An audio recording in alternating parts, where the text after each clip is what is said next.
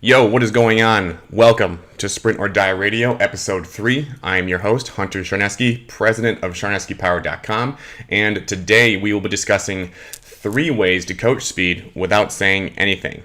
I think you're going to get a lot out of this episode. So much so, I believe that you will feel compelled to share it, which I would greatly appreciate. But enough of my mumbo jumbo. Let's get into this, shall we? Andrew, intro music, please. You are listening to Sprint or Die Radio, delivering the knowledge on all things speed training, coaching development, and life lessons. Passion perpetuates purpose. Here is your host, Hunter Charneski.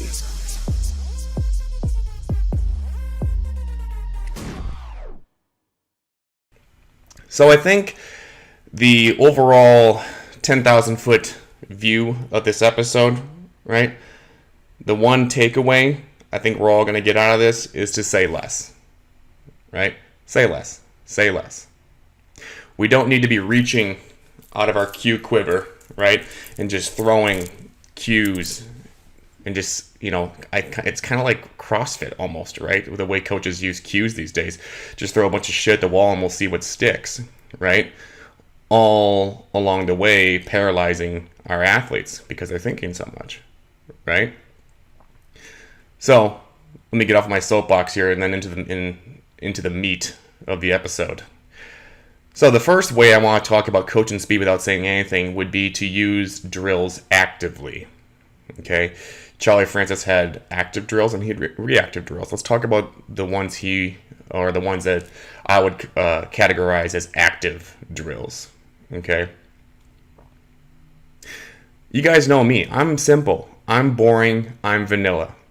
And what is some of the best ways, right, for us to assess, for us to observe, and for us to get our athletes better at running, right? Sprinting, okay? Running, right? Very simply that. Use running actively and in your warm-up, okay, to begin to diagnose and see what the athletes are giving you. Okay, use the runs in the warm-up as a drill, right? It's a skill, okay? The more reps they accumulate, the better they're going to get at them without you saying anything, right? Like I said, it's a skill. If we want to get better at running, if we want to get better at accelerating, if we want to get better at sprinting, then we need to do it, right? It's kind of like if you wanted to get better at golf, you wouldn't pick up the guitar, right? We can simply get better, right? We can allow our athletes to self-organize and self-discover by just simply running, right? Do a couple, I usually rely on 3 to 4 warm-up runs over 30 meters, okay, for the kids. For myself, even, right? So simply just letting the kids run and accumulate some reps there. That's a phenomenal means, right? It's not sexy, it's not flashy, but God damn it, it gets the job done over the days and weeks that they're working with you, right? So that's a great way to begin getting them better at running, right? You just do the damn skill that we're trying to get better at, right? It isn't, I hope I'm not oversimplifying things here. It's just my intention to, bring to light the facts, right? Sometimes we're so close to the problem that we can't even see it, right? You think a fish knows that they're in water? No, because they're too close to the problem, right? Another one would be Mach's A drills, right? A drills. If you guys have been following me for any length of time, you guys know I rely heavily on these means. They're great, right? Little to no thinking involved, right? Whether it's the march where you're getting proper limb mechanics, because time and time again, you will find that your athletes do the same arm, same leg bullshit, right, on day one, okay? Further affirming the need to address them, right? if they can't have proper limb mechanics, if their limbs aren't in proper synchronicity, right, they're going nowhere fast, right? So mock drills, the A marching, okay, to address proper limb mechanics. I talked about this in the last episode, right? The skipping, A skips, okay, to develop some elastic qualities and rhythm, relaxation, all right? A running, from lower amplitudes to higher amplitudes, okay? And what do I mean by that? Height, right? Height, okay? So you can do lower A runs, maybe, or some people call them ankle stepovers, right? Where the athlete is getting no higher than the opposite ankle, okay? But they're developing some power qualities, right? With their frequency, those RPMs they're hitting, right? On the spot first, and then going forwards. And why would we always do these drills on the spot? Whether A march, A skip, A runs, why would we always go on the spot first? Because it's almost impossible I think actually it is impossible, for the athlete to not strike directly underneath his or her center of mass. Right? So if they're having foot striking issues, then just do these drills on the spot first, and then begin to have them move forwards there. Okay? So low amplitude A runs, then progressing to higher amplitude A runs, maybe stepping over the calf, over the shin. Okay? And then bleeding one into the next. So low amplitude for 5 meters, medium amplitude for the next 5 meters, and then a higher amplitude or more of a traditional running A for the last 5 meters there. Okay? And how do you know, right? When do you know when to progress? I would say 3 to 4 strides per second, right? You're seeing their feet 1, 2, 3, 1, 2, 3, 1, 2, 3, 1, 2, 3, 4, 1, 2, 3, 4, 1, 2, 3, 4, 1, 2, 3, 4. As soon as they're hitting those 3 to 4 strides per second, doing so time and time and time again, right? Then I think you can progress them to a higher amplitude. Okay? But again, those drills, like I said last episode, they were used to transfer to running. Okay? They transfer to running. Okay? Use them. One I don't talk about a whole lot because I don't use it that much, but when I have used it, it's kind of like Creed on The Office. If we have any Office fans in here, they don't give Creed many lines, but when he does open his mouth, it is fucking dynamite. Okay? And that's how I feel about running Cs. I don't have to use them very much, but when I do, damn, right? And a running C is sometimes people call them butt kicks, right? But I don't know if I don't want the athlete kicking themselves in the butt. What I'll do, what I do prefer to see is the athlete doing more so of like a calf smash right into the back of their hamstring, right? So it's more of a vertical up and down, not so much of a backside, like a kicking themselves in the butt sort of thing there, right? But that's a phenomenal means to start to or alleviate lack of heel recovery, right? So instead of saying, hey, I need you to snap your shoelaces under your butt, right? Just do some running Cs. Do some running Cs beforehand. The athlete's having some trouble with heel recovery, do some running Cs, right? And then go from there. Right? We don't need to rely on a cue for any of those drills, right? But what do we want to do? We want to do these, myself included, I used to do this, right? We want to do things that seem, like we're hitting on movement variability, right? So we're doing Spider-Man crawls, we're doing lateral lunges with twists, we're doing all this mumbo jumbo, and it doesn't transfer to running, right? But it makes us feel good about ourselves, right? We check off that warm-up box, right? When we can just very simply do, 3x30 warm-up runs, 3 to 4 sets of 10 to 20 meters of A march, A skip, A runs, lower to higher amplitudes. Okay. Running Cs if need be, if your athletes have heel recovery issues. But those are 3 active drills that you can use prior to your speed session without saying anything to the kids. Right? Now, of course, okay, you might have to explain day 1 what an A march looks like. Right? Okay. But you know what I'm saying. Okay. Do a few warm-up runs. Just run it out. Just run out. Let's see what we have. Right? Run from this cone to that one. And then just observe. See what they're giving you. All right? Are they heel striking? Are their hips low? Right? And this is probably for another. This is probably for another episode. But if you're seeing those things, it might be, a good idea to begin to be a little bit more reactive in our approach, which is what I'll talk about next. Right? Heel striking. Okay, especially hips being low. If the hips are low, then you might be dealing with a fatigue issue.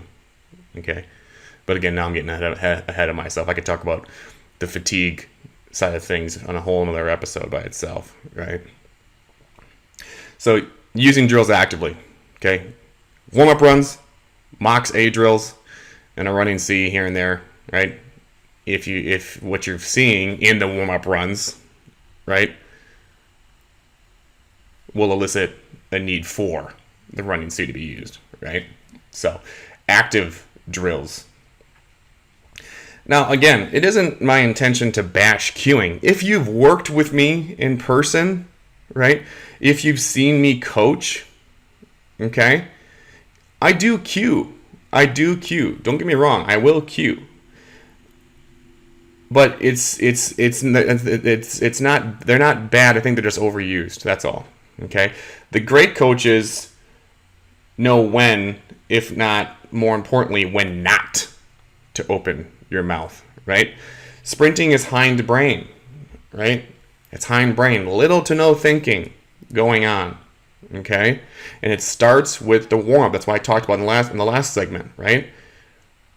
We don't need to be doing Spider-Man crawls and all this other crap, right? If the goal is running, right? Too much thinking involved. You're already beginning to invite the forebrain into the equation, right? With yoga movement, crawling patterns, and all that stuff, you're already inviting it into the equation. Okay, little to no thinking,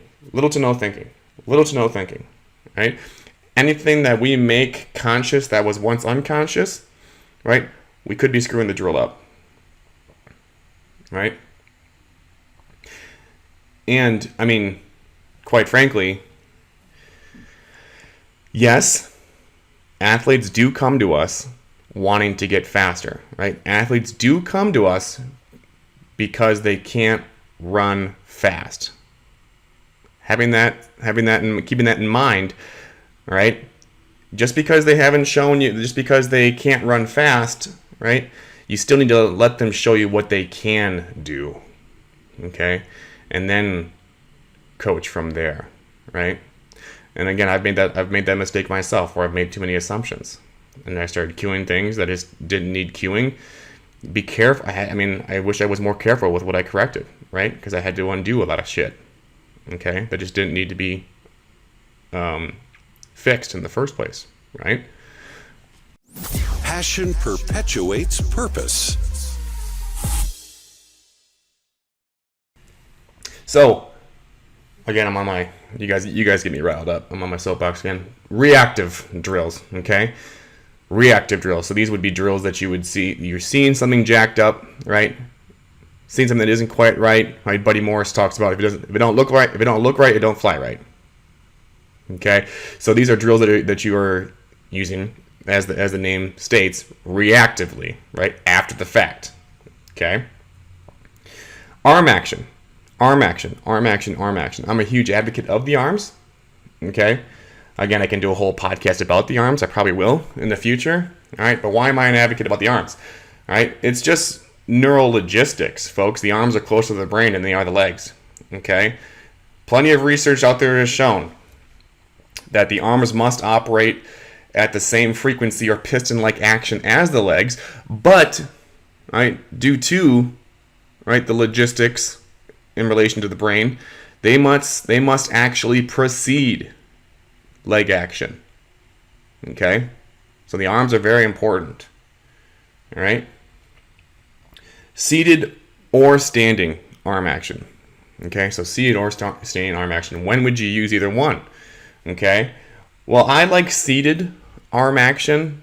The two biggest reasons I've used them in the past reactively is to illustrate a point to the kids as to how or why the arms are so important, right? So if we're doing seated arm action, the kids' legs are straight out in front of them. We do 3 speeds, okay? Walking, jogging, and then sprinting. What will happen time and time again, inevitably, once they go to the sprint, right, portion of the seated arm action drill, their hips will literally bounce off the floor, okay? So what is that telling us? And I'll explain this to the kids, right? What does that tell us? Okay? The faster our arms go, okay, the higher our hips will come off of the ground, which will then allow our legs to cycle under us more freely. Okay? So that's scenario number 1 that I like using the seated arm action drill. The other one is for upper body relaxation. Okay? As the speeds are increasing, going from walking to jogging to sprinting, right? You can coach the athlete, group, kids, whatever your situation calls for, on the spot, right? Right there. It doesn't do us any good to coach a kid when he's 30 meters down the tracks. You're screaming at him, okay? The rep's done. It's over. Nothing's changing right there, okay? But when the kids are sitting in front of you, right, you can see if they're shrugging, right? You can see that, right? You can see what their composure is in their face, right? Shoulders down, nice and relaxed, right? Comfort and ease is what we're looking for there, okay? Sprinting's already a pulling exercise, right? We don't need to shrug, right? Which a lot of our kids will do, okay? So if you're watching us on YouTube, you can see my right trap here, okay? On the way down on the arm action, what happens, okay? There's elevation and depression. Up and down my arm action, elevation and depression of the trap there, okay? I can't tell you how many times I would finish a 100-meter dash, especially later in the season when as I was picking up higher speeds, immediately, I'm not shitting you, immediately my upper back would be sore. The second I finished, right? It's a pulling exercise, okay? Be relaxed, be relaxed, be relaxed. So, again, seated arm action, going off on tangents here. Seated arm action, upper body relaxation, and to illustrate a point about vertical hip displacement, okay? And then there's standing arm action, okay? Standing arm action. Feet shoulder width apart, okay? Whatever leg they want in front, I tell them I don't care, okay? I don't care what about, symmetry, if you will, right? In terms of, well, should I do one rep with my right leg in front, and then should I do one rep with my left leg in front? I'll just tell them, well, 2 things. 1, I don't care, okay? Do whatever is comfortable. So if you're comfortable with your right foot in front, then I want your right foot in front every single time for 2 reasons. 1, doesn't matter. Your left foot's going to get in the ground the very next step anyways, okay? And then 2, right, you begin to develop a rhythm, right? You begin to develop a comfortable burst, surge, acceleration pattern, right? So if you start with your left leg in front, you're going to throw that pattern off, okay? It's kind of like a high jumper, right? They have the same routine every time. They don't switch up their stance, right? But again, the standing arm action, back to the drill itself. Man, I'm going off on tangents today. Sorry about that. Standing arm action. Both hands, are in line with the navel, and then you'll extend them out, right? Maybe just in line with or just in front of the knee there, okay? If their right leg is forward, I want them throwing the right hand first, okay? And people will always ask me, well, wouldn't you want your opposite hand being thrown first? Well, if my right leg is forward, what leg is going to be coming forwards on my first step? My left. Okay, so that's why I would like my right hand to be thrown first here. Okay? So from there, all right, soften into a quarter, maybe a half squat. And all I'm going to say is up, up, up, up, up. Okay? And on the up call, they throw their right hand high and hard. That's it. Their right hand goes high and hard. You don't even have to worry about the backhand, right? Equal and opposite reaction. Okay, the left hand will fire back on its own. Okay, up, up, up, there. And that's a great drill to get better with the arm action, with the following starts. You heard me talk about just getting the most out of those damn falling starts last episode, right? That's a great way, right, to get better arm action off the line there. Okay. Other reactive drills. Simple plyometric drills. Simple plyometric drills. Okay. So if, we're not seeing the elasticity that we would like, right? That pop, pop, pop, pop, pop, pop, pop off the ground, or that pulsing action. Okay. Just doing some simple ankle jumps, bilateral ankle jumps on the spot, right? And then moving forwards there. Maybe 3 to 4 sets of 10 by 10. Okay, so 10 on the spot, then 10 forwards there. Okay, really simple. Again, you don't need to get the kids 10 feet in the air. Okay, it's a simple strengthening exercise. And how do you know it's a strengthening exercise versus a speed exercise? Because you're spending more time on the ground, right, than you would be sprinting, right? So by default, it's a strength exercise due to ground contact times being longer. Okay. So a good way to develop some elasticity or that stiffness off the ground there. Okay. Bounding, simple bounding drills. Right. The reason why I like bounding is to get some of the greater hip flexion. Okay. Greater hip flexion, and you can even bleed it into your sprints. Okay, so you can just treat it as a standalone. Okay, you watch a run, right? The hip flexion is piss poor. Okay, you can do a bounding drill. Take the kid over. All right, let's just bound for 20 meters now. Boom, boom, boom, boom, boom. Okay, run again. Assess. Do another bounding drill, or maybe it's corrected on its own after that. Okay, so you can either do another bounding drill, or you can put the two together. Okay, let's bound for 20 meters and then sprint for 20 meters. Boom, boom, boom, boom, boom, boom, boom, and then carry it over into your sprint there. Okay, a couple different strategies for that. Bands are great. A great reactive drill tool, right? I like bands for posture. I like bands for upper body mobility. I like bands for moving the center of mass out of the blocks. Okay, so with the band around the waist, all right, the athlete will feel that tactile response, right, to then push their hips forward into the band, getting a much nicer up and down posture, much more upright, right? Nick Winkelman would say head to heel, strong as steel, right?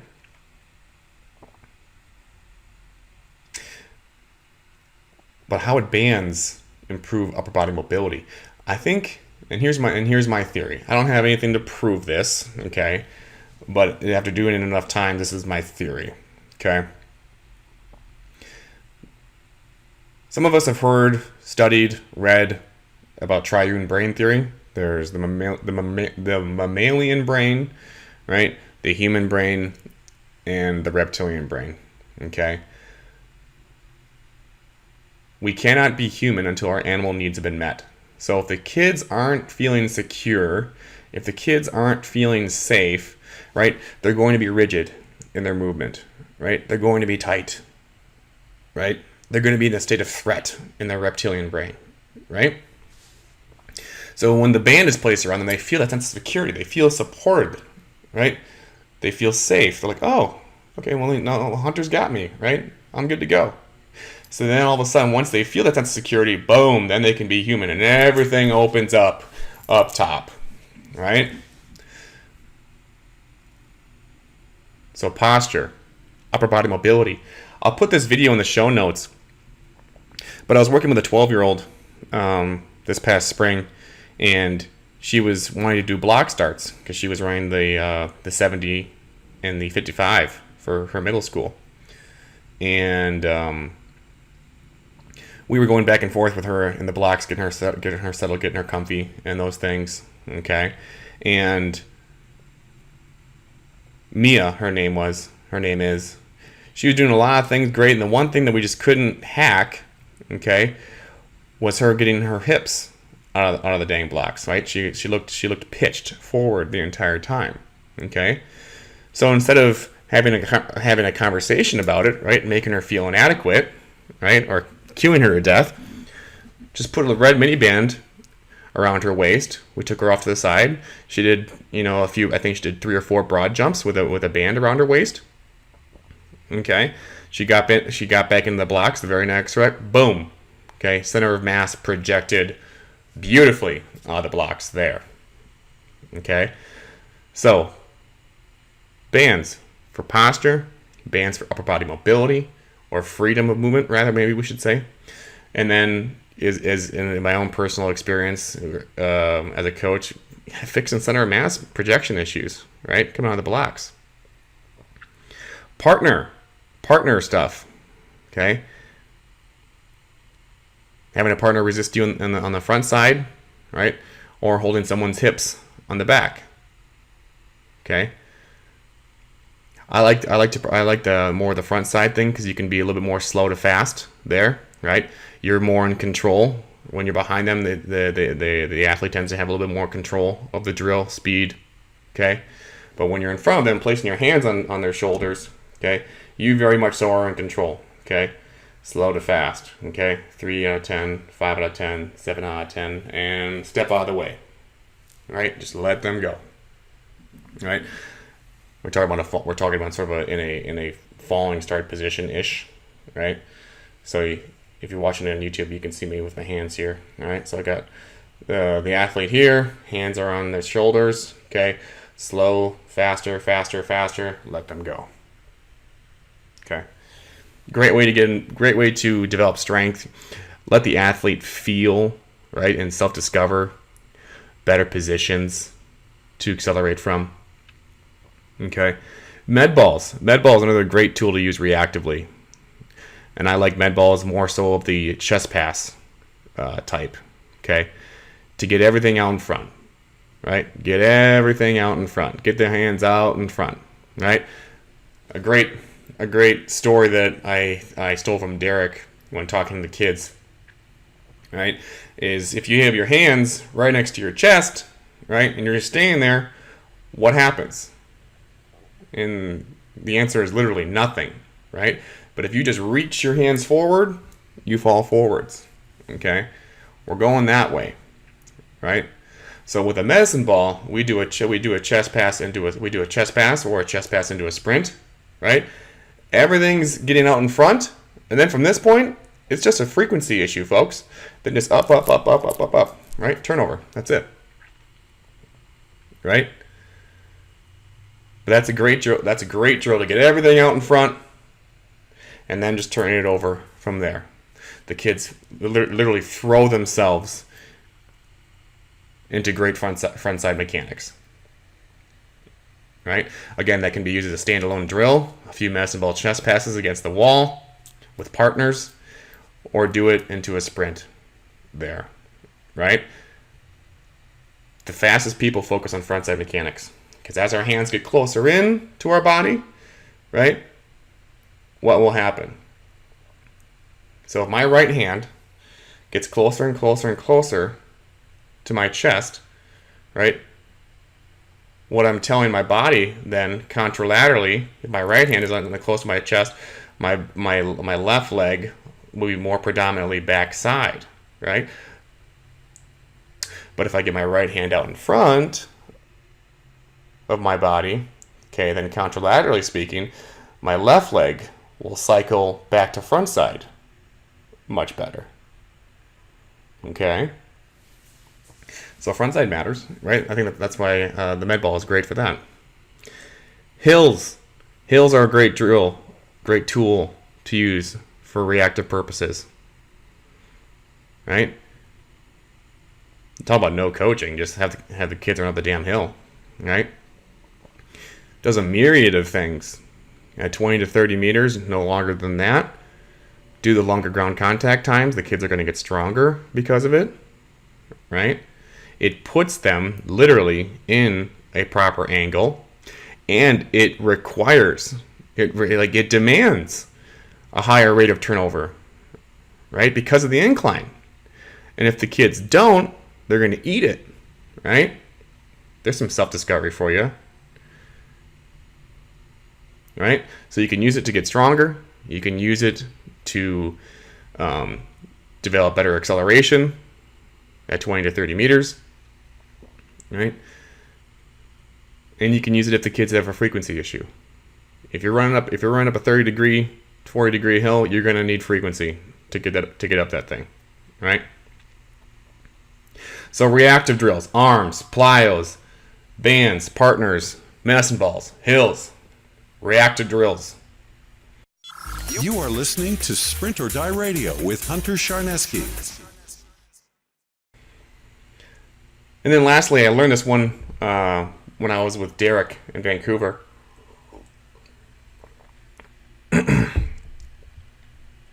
Accumulate reps. Accumulate reps. Accumulate reps. Accumulate reps. I learned it firsthand with myself while I was up there with him, right? The more reps that somebody gets, the more heat they're going to produce, right? The more warmed up they're going to be as the workout wears on, which will passively allow for greater ranges of motion. Okay, even as stiff and as tight as I am, right? With each rep, I generate more heat and passively gain a greater range of motion as the workout wears on, which will then be more likely to achieve the desired result without us saying anything. Okay? So just get some damn reps. Have the kids get some reps. Be like, well, Hunter, how would you do that if we only... Well, limit your stuff to 10s, right? Like we talked about last time. You could accumulate a lot of 10s in a session, right? Without having to worry about injury or frying the kids' brains. Okay? Do the neural fatigue component. It's just not going to be there nearly as much with 10s. Okay? So instead of looking to solve a problem right away, right, with either with a reactive drill, maybe just say, all right, well, let's just do another rep. Watch it, observe it, film it. Okay, how'd that look compared to the last one? All right. Trust your gut, and then go back to have the kids relax, come back, recover. Let's just do another rep. And then you can see with each consecutive rep, more heat's being generated, greater ranges of motion, more likely to achieve the desired result. Right? Again, sometimes we're too close to the problem to make really good decisions as coaches, right? And just think about the long term, right? Plant the seed. All right, that was one thing. That was one of the more brilliant things that Derek said to me when I was with him in Canada. We were talking about cueing, and again, I hate that we have to do this, like pre-qualify everything we say nowadays because it's the age of folks getting offended. We need more people who just unapologetically say things, and hopefully I can be that. But we'll see. But the courses, organizations, folks, other coaches have made a killing on, cues alone. Cues, right? And it isn't all. They look to solve everything in one session with a cue for this, a cue for that. I don't think it's linear. I don't, right? If the athlete presents this, cue this will achieve desired result. I don't think so. And if it does, it's not. It won't be as powerful as if the athlete discovers it for themselves on their own without you saying anything.